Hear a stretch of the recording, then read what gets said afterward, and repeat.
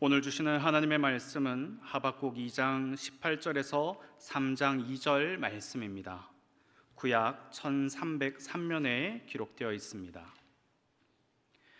하박국 2장 18절에서 3장 2절 말씀을 한 절씩 교독하겠습니다. 새긴 우상은 그 새겨 만든 자에게 무엇이 유익하겠느냐? 후어 만든 우상은 거짓 스승이라. 만든 자가 이 말하지 못하는 우상을 의지하니 무엇이 유익하겠느냐?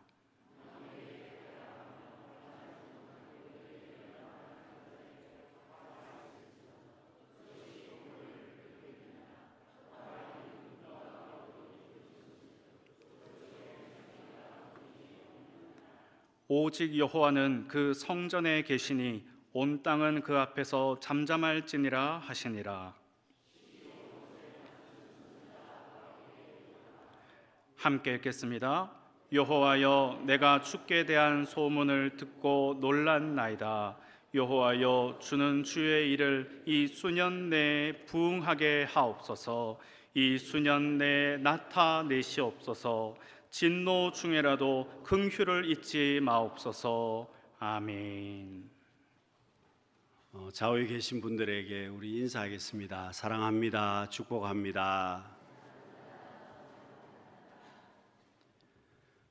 미국 뉴저지에 살고 있는 한 사람이 자기 집 마당에 큰 잔디밭이 있었습니다. 문제는 이 잔디밭을 관리하는데 너무 힘이 들었습니다. 넓은 잔디밭인데 민들레가 계속해서 피어나기 때문에 민들레를 뽑느라고 이 사람이 굉장히 힘이 들었습니다. 그래서 농무성 장관에게 이렇게 편지를 썼습니다. 도대체 민들레 때문에 살 수가 없습니다. 좋은 방법이 없을까요? 그런데 놀랍게도 답장이 왔다고 합니다. 그런데 이 답이 기가 막힌 답이었습니다. 민들레를 좀 사랑하도록 노력하십시오. 그게 답이었습니다. 이 사람은 잔디밭에 민들레가 자꾸만 피어나서 민들레를 뽑느라고 고생을 했는데 정작 답은 그 민들레를 좀 사랑하면 좋지 않겠느냐, 그런 답이었습니다. 여러분, 그렇습니다. 우리 인생 속에서는 내가 원하지도 않는데 계속해서 문제가 생길 수 있습니다. 내가 원하는 것 아닙니다. 내가 싫어하는 겁니다. 좋아하는 것도 아닙니다. 그런데 계속해서 그 문제가 반복이 되고 어려운 일들이 생긴다는 겁니다. 여러분, 이 사람에게 준 답을 한번 생각을 해보면 그렇습니다. 여러분, 우리에게도 풀리지 않는 문제가 있고 고통이 있고 시련이 있지만 여러분, 왜 하나님께서 내게 이런 문제를 남겨놓으셨을까? 왜 하나님께서 내게 이런 고통을 남겨놓으셨을까? 왜 하나님께서 내게 이런 시련을 주실까? 답을 얻는다면 여러분, 너를 위해서 일부러 그 문제를 남겨두었다. 그러니 그 문제를 좀 사랑하면 그 문제의 답이 되지 않을까 생각해 볼 수도 있습니다. 여러분, 하박국 시대 참 어려운 시대였습니다. 하박국 선지자가 어려운 시대 가운데서 하나님 앞에 여러 가지 질문을 했습니다. 하나님, 우리가 하나님의 택한 선민입니다. 하나님의 백성입니다. 그런데 왜 우리가 이렇게 고통 가운데 살아야 합니까? 왜 이렇게 어려움 가운데서 살아야 합니까? 하나님께서 하박국에게 주신 답은 이스라엘 백성들의 죄악 때문이라고 먼저 답을 주셨습니다. 하박국 선지자가 또 하나님 앞에 질문했습니다. 하나님, 악인이 잘 되고 악한 사람들, 악한 나라가 형통한데 왜 우리는 이렇게 고생을 해야 됩니까? 우리보다 훨씬 더 악한 사람들, 우리보다 훨씬 더 악한 나라들이 잘 되는데 왜 우리는 이렇게 고생을 해야 됩니까? 여러분, 하나님의 하박국 선지자에게 주신 답은 하나님께서 그 바벨론과 같은 그 나라들, 그 악한 나라들을 하나님은 진노의 막대기로 사용하신다는 겁니다. 하나님의 심판의 도구로 사용하신다고 말씀하십니다. 여러분, 하박국 선지자가 하박국서를 통해서 또 하나님 앞에 질문했습니다. 그러면 하나님, 우리의 미래를 어떻게 하시렵니까? 우리의 미래가 어떻게 되는 것입니까? 하나님께서 하박국 선지자에게 주신 답은 이스라엘 백성들이 지금 징계를 당하지만 그러나 깨닫고 하나님 앞에 회개하면 하나님께서 구원하실 것이다. 그리고 이스라엘 백성들을 힘들게 하는 저 바벨론 같은 나라는 지금은 진노의 막대기로 사용하지만 때가 되면 하나님께서 그들도 심판하실 것이다. 그렇게 대답을 받습니다. 여러분, 하박국 선지자가 하나님의 말씀을 듣고 내린 결론이 뭘까요? 오직 의인은 믿음으로 말미암아 살리라. 그렇게 결론을 내렸습니다. 여러분, 나중에 이 말씀을 사도 바울이 로마서와 갈라디아서에서 인용을 하게 됩니다. 사랑하는 성도 여러분, 우리가 하박국의 모습을 보면서 여러분, 우리가 어떻게 해야 하나님 앞에 은혜를 누리는 삶을 살 수가 있겠습니까? 여러분, 우리가 하나님 앞에 은혜를 누리려면 가장 먼저 해야 되는 것이 있습니다. 그것은 나 자신의 모습을 먼저 발견하고 나 자신의 모습을 먼저 깨닫고 나의 영적인 모습을 깨닫고 하나님 앞에 나아가야 한다는 겁니다. 여러분, 하박국 선지자는 이스라엘 백성들의 죄악을 보고 하나님 앞에 놀라게 됩니다. 여러분, 오늘 우리는 어떨까요? 여러분, 저나 오늘 우리 모두도 마찬가지입니다. 내가 하나님 앞에 나의 모습을 돌아본다면, 내가 하나님 앞에 나의 영적인 모습을 돌아본다면 우리도 놀랄 수밖에 없을 겁니다. 내게 있는 죄악으로 인해서 놀라게 되고 내게 있는 온전치 못한 모습으로 인해서 하나님 앞에 놀랄 수밖에 없다는 겁니다. 더 놀라운 것은 그럼에도 불구하고 하나님께서 그럼에도 불구하고 주님이 나를 사랑하신다는 겁니다. 그럼에도 불구하고 주님께서 우리에게 은혜를 지금까지 베풀어 주고 계신다는 겁니다. 여러분, 하박국 선지자가 이스라엘 백성들의 그런 죄악을 보면서 하나님 앞에 나아갑니다. 여러분, 오늘 우리도 그렇지 않습니까? 우리에게 왜 여러분 감격이 없습니까? 내가 하나님 앞에 예배를 드리면서 찬송을 부르면서 말씀을 읽으면서도 여러분 내 마음속에 감동이 없을 때가 참 많습니다. 여러분, 많은 경우에 결국 외적인 문제가 아니라 나의 문제라는 겁니다. 하나님 앞에 나 자신의 모습을 우리가 돌아보아야 우리는 하나님의 은혜를 누릴 수가 있게 됩니다. 여러분, 옛날에는 가정집에 대부분 시골에서는 아궁이에 불을 떼어서 난방을 했습니다. 아궁이 불을 떼어서 난방을 했고, 그리고 음식을 만드는 것도 아궁이에 불을 떼어서 음식을 조리를 했습니다. 그런데 여러분, 아궁이를 계속해서 사용하면 반드시 해야 되는 일이 있습니다. 바로 그 아궁이를 청소하는 일입니다. 여러분, 꿀뚝을 청소하고 아궁이 깊은 곳까지 쌓여 있는 재를 정리를 해야 한다는 겁니다. 여러분, 나무가 잘 준비가 되어 있고 나무가 바짝 말라 있습니다. 그런데 아궁이에 불을 지펴도 불이 잘 타지 않습니다. 아무런 문제가 없는데 불이 잘 타지 않으면 문제는 아궁이 속에 재가 가득 차 있다는 겁니다. 여러분, 공기의 흐름을 그 재가 다 막고 있기 때문에 산소가 공급이 안 되니까 아궁이 속에 불이 잘 타지 않습니다.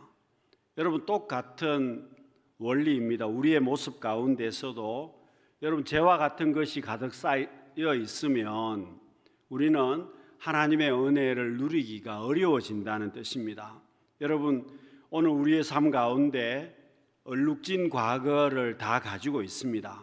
여러분, 과거가 없는 사람이 누가 있겠습니까? 다 얼룩진 과거를 가지고 있는데 그래도 하나님께서 우리에게 은혜를 주시는 것은 그 과거가 있음에도 불구하고 하나님은 은혜를 주십니다. 왜 그럴까요? 하나님은 이미 나의 과거를 알고 계십니다. 여러분, 하나님께서 나의 과거를 다 알고 계시고 그리고 과거가 없는 사람들도 없습니다. 그리고 이미 하나님께서 결정하실 부분은 이미 결정을 다 했습니다. 그러면 우리가 어떻게 살아야 되겠습니까? 하나님께서 결정하신 부분은 내가 순종해야 될 것이고 그리고 내가 하나님 앞에 새롭게 시작해야 될 부분은 내가 새롭게 시작해야 한다는 겁니다. 여러분, 회개해야 될 것은 회개해야 될 것이고 바꾸어야 할 것은 바꾸어야 할 것입니다. 마치 아궁이에 있는 재를 정리하듯이 우리도 그렇게 해야 하나님의 은혜를 누릴 수가 있게 될 것입니다. 그렇습니다. 여러분, 하나님께서는 우리의 삶 가운데 은혜 주시기를 원하십니다. 이스라엘 백성들에게도 하나님께서는 은혜 베풀어 주시기를 원하십니다. 지금 여러분, 하박국 시대 이스라엘 백성들의 모습은 심각한 상황입니다. 심각한 상황인데 하박국은 지금 하나님 앞에 부흥을 위해서 기도하고 있습니다. 하나님 앞에 새롭게 이스라엘 백성들이 소생할 수 있도록 기도하고 있다는 겁니다. 여러분, 2절 중간절부터 우리가 다시 한번 읽어보겠습니다. 여호와여, 주는 주의 일을 이 수년 내에 부응하게 하옵소서. 이 수년 내에 나타내시옵소서. 진노 중에라도 긍휼을 잊지 마옵소서. 여러분, 하박국은 다시 살기 위해서 기도하고 있습니다. 이스라엘 백성들이 다시 소생하기 위해서 기도하고 있습니다. 그리고 기도하면서 이스라엘 백성들이 하나님 앞에 다시 살아날 수 있도록 기도하고 있다는 겁니다. 지금 여러분, 하박국 시대 전쟁으로 인해서 바벨론으로 인해서 이스라엘 백성들이 심각한 위기 가운데 있습니다. 그런데 하나님께서 하박국 선지자를 통해서 주시는 말씀은 진정한 부흥은 내 심령이 다시 부흥이 되어야 한다는 겁니다. 이스라엘 백성들이 다시 살아나려면 하나님 앞에 다시금 죄를 정리를 하고 지금 고통을 당해도 하나님 앞에 긍휼을 구하고 하나님 앞에 다시금 살아날 수 있는 그 길을 걸어가야 한다는 겁니다. 여러분, 성경을 통해서 가장 파란만장한 인생을 살아간 사람 중에 한 사람이 바로 야곱입니다. 여러분, 야곱의 생애를 보면 정말 파란만장한 인생을 살았습니다. 그런데 야곱의 삶 가운데 삶의 목적을 잃어버리고 의미 없이 그저 죽은 사람처럼 살아간 시간들이 있었습니다. 야곱답지 않게 살았다는 뜻입니다. 여러분, 야곱은 목적이 분명한 사람이었습니다. 하나님 앞에 복 받기를 위해서 수단 방법을 가리지 않았던 사람이 야곱이었습니다. 목적이 분명했습니다. 하나님 앞에 복 받기를 원했고 그렇게 했기 때문에 여러분, 빈손으로 외삼촌 집에 갔지만 야곱은 엄청난 거부가 되어서 돌아왔습니다. 여러분, 목적이 굉장히 분명한 사람이었습니다. 그런데 야곱이 목적을 잃어버리고 삶의 의미를 잃어버리고 살아간 시간들이 있었습니다. 언제냐 하면 요셉이 죽었다고 생각하고 형제들로부터 요셉이 죽었다고 생각하고 그때부터 야곱이 삶의 의미를 다 잃어버렸습니다. 여러분, 야곱이 어떻게 살았겠습니까? 그냥 목적 없이 살았습니다. 의미 없이 살았다는 뜻입니다. 무미건조한 삶을 살았습니다. 그 시간이 무려 22년이나 되었습니다. 요셉이 죽었다고 하고 그러니까 야곱의 삶은 굉장히 낙심되는 삶이었을 겁니다. 목적이 없어져 버렸습니다. 무미건조한 삶을 그냥 살아가고 있었습니다. 여러분, 하나님께서는요, 우리가 그냥 목적 없이 살기를 원하시지 않습니다. 여러분, 하나님은 우리가 억지로 그냥 대충 살기를 원하시지 않았다는 겁니다. 여러분, 야곱이 누구보다도 이걸 잘 알고 있었습니다. 내가 복을 받을 수 있는 방법이 뭐냐? 하나님과 나와의 관계다. 그래서 야곱은 하나님과의 관계 때문에 복을 많이 받았지 않습니까? 그런데 야곱이 삶의 의미를 다 잃어버리고 그저 목숨만 붙어 있는 채로 의미 없이 22년을 살게 됩니다. 여러분, 그러면서 나중에 야곱이 언제 살아나겠습니까? 창세기 45장 27절 말씀을 보시면은요, 그들이 또 요셉이 자기들에게 부탁한 모든 말로 그들에게 말하며 그들의 아버지 야곱은 요셉이 자기를 태우려고 보낸 수레를 보고서야 기운이 소생한지라. 여러분, 야곱은 살아있으나 죽은 사람처럼 살았다는 겁니다. 여러분, 요한계시록에 보시면 사대교회가 나옵니다. 그런데 이 사대교회는 살아있으나 실상은 죽은 교회라고 성경은 말씀합니다. 여러분, 오늘 우리도 그렇습니다. 내가 살아있는데 의미 없이 살고 있으면, 아무런 목적 없이 내가 살고 있으면 죽은 것이나 마찬가지라는 겁니다. 여러분, 특별히 내가 집안의 가장이라면 이것은 사실 심각한 문제가 될 수도 있습니다. 여러분, 야곱이 족장이었습니다. 야곱이 족장이었기 때문에 여러분, 야곱이 족장인데 이 야곱이 힘이 없습니다. 삶의 목적을 다 잃어버렸습니다. 그리고 그냥 무의미한 삶을 살고 있으니까 그 집안이 어떻게 되겠습니까? 그 가문이 어떻게 되겠습니까? 결국 나중에 보시면은요, 흉년이 들게 되고 살기가 어려워지게 되고 그 집안에 여러 가지 어려움들이 겹치게 되는 것을 성경을 통해서 우리가 볼 수가 있습니다. 여러분, 그렇습니다. 족장이 축복의 통로가 되지 못하니까 그럴 수밖에 없지 않습니까? 여러분, 내가 가장인데 가장이 하나님 앞에 축복의 통로가 되지 못한다면 그 집안이 어떻게 되겠습니까? 그런데 야곱이 요셉이 살아있다는 소식을 듣고 살아났습니다. 기운이 소생했다고 성경은 말씀합니다. 여러분, 소생했다는 말은 생명력이 다시 살았다, 그런 뜻이지 않습니까? 요셉이 보낸 수레를 보고 기운이 솟아났다 그랬습니다. 여러분, 수레가 어떤 수레겠습니까?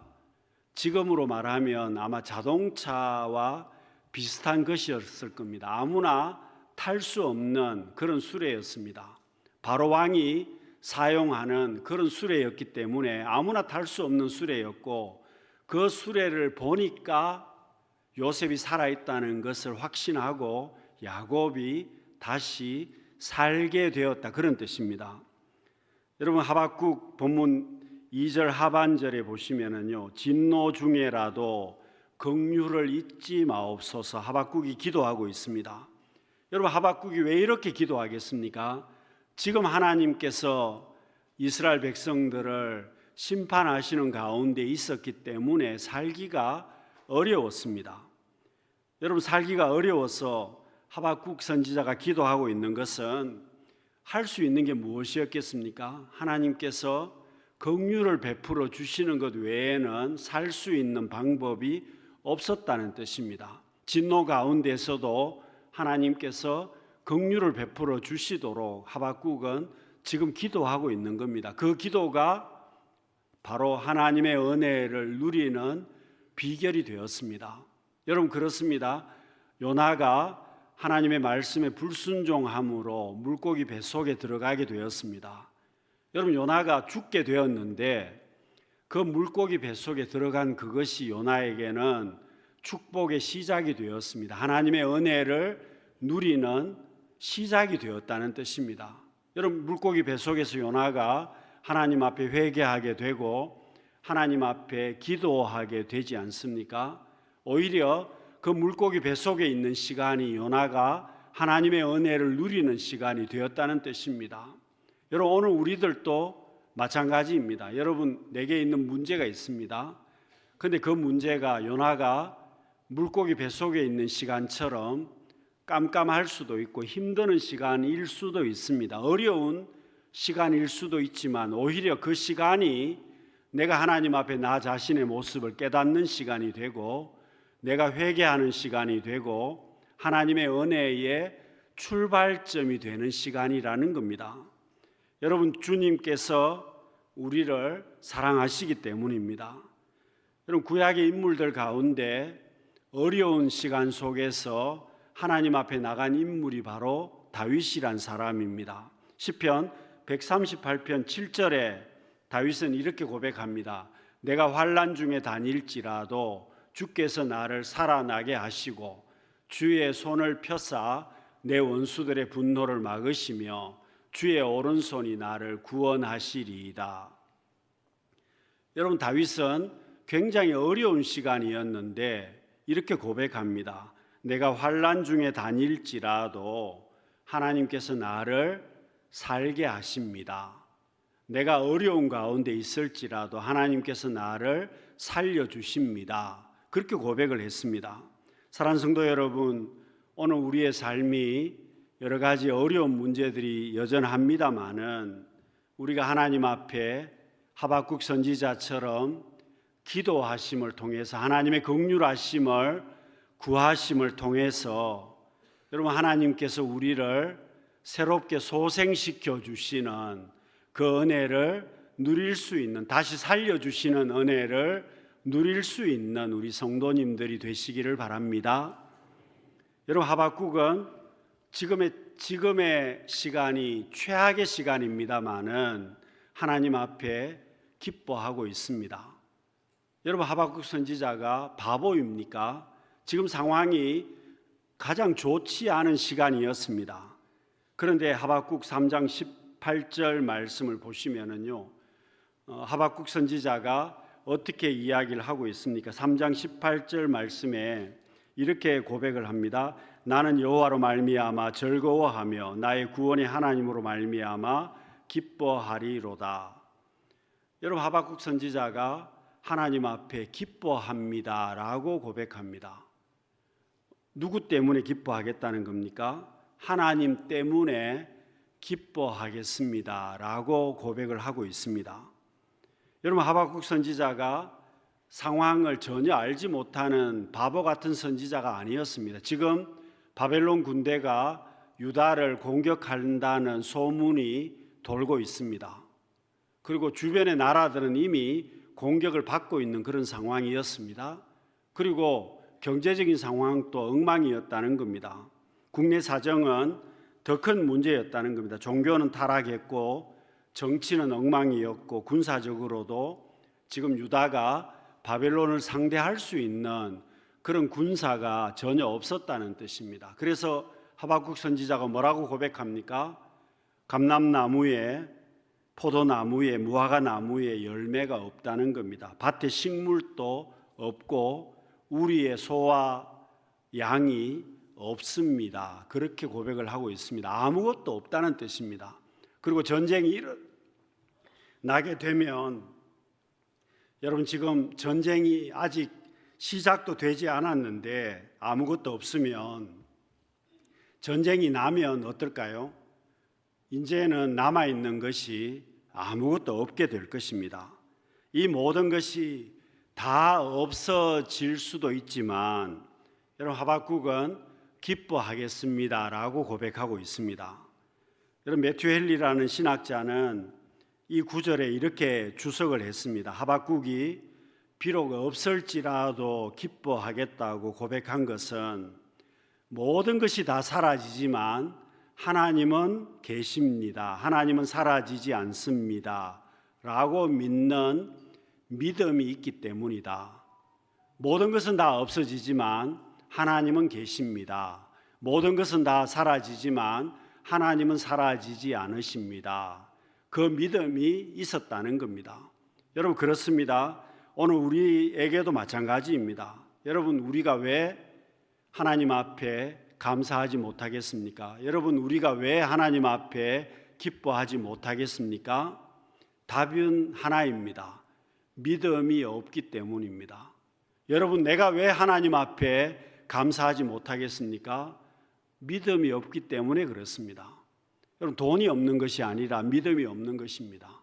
내가 다른 것이 없는 것이 아니라 하나님 앞에 믿음이 없는 것입니다.